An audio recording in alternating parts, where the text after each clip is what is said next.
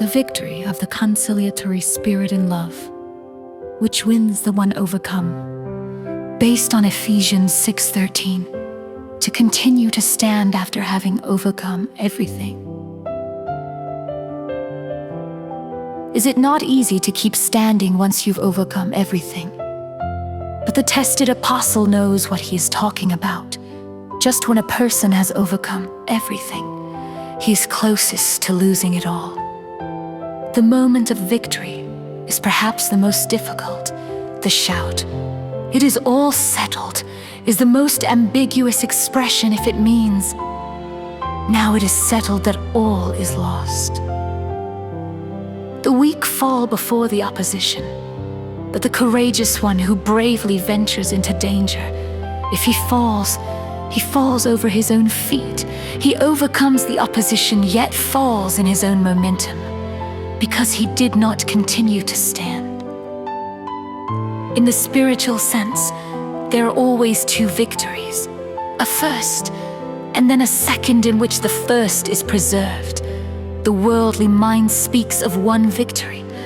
The religious mind always speaks of two. The moment you conquer and want to celebrate, you are led into a new battle, the most inward, because you are fighting with yourself and with God. Only when a person in the moment of victory gives the victory to God does he continue to stand. The first victory, overcoming evil with good. The first victory is to overcome evil with good. The conflict may be long and hard, because the more good the loving one does for the unloving person, the closer the danger comes that evil will finally overcome him. If only by making him cold and indifferent. It takes an immense, unquenchable fire of goodness to persist in repaying evil with good over a long time. But this victory is won. The unloving person is overcome, winning the one overcome. Now the relationship changes. The loving one is no longer simply fighting, so that good may abide within himself. He is fighting conciliatingly for the good to be victorious. In the unloving person, he has gone over to the enemy's side. This is the conciliatory spirit. When an enemy seeks agreement and you forgive, that is beautiful. But what slowness!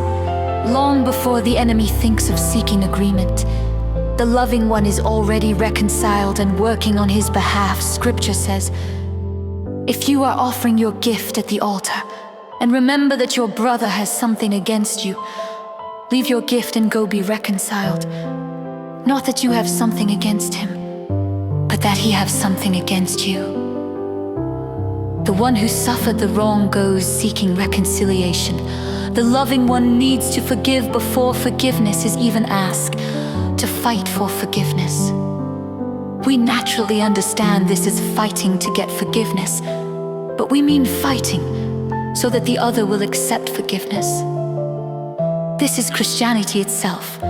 God loved us first. In the atonement, God came first, though in justice he had the furthest to come. To win one who has been overcome. What a phrase! To overcome carries the intensity of conflict, but to win someone, what infinite gentleness.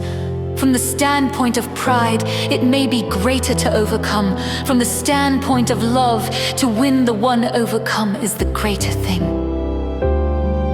How love wins. To be overcome is humiliating.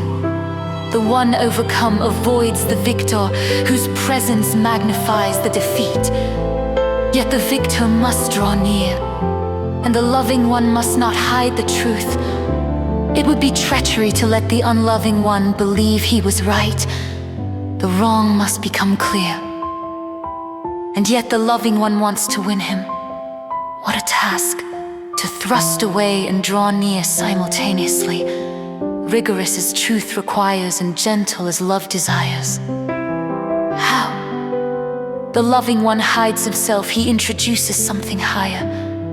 The good, the true, the God relationship, and removes himself as personal victor. Both are humbled. The loving one before the good, whose lowly servant he is. The one overcome not before the loving one, but before the good. When both are humbled, neither is humiliated. The loving one does not look at the one overcome as victor. This prevents humiliation. But he does look at him with joy, with a gentle gaze that allures and invites pleas for forgiveness. The loving one accepts but promptly lays aside as something not his due. He assigns them to God. This is holy modesty. The thought of God's presence makes two people essentially equal, and whatever difference there may be between them disappears. The wonderful conversation. While the one overcome seeks forgiveness, the loving one seeks to gain his love. Have you really forgiven me? Asks the one overcome. Do you truly love me now? Answers the one who loves. They seem to speak at cross purposes, yet they speak of the same thing. As love understands, the loving one will not emphasize forgiveness, because it could make things too painfully earnest, and no one can hold out against one who loves. Finally, the one overcome will be broken of the habit of asking about forgiveness. Thus the one who loves has conquered, because he won the one overcome.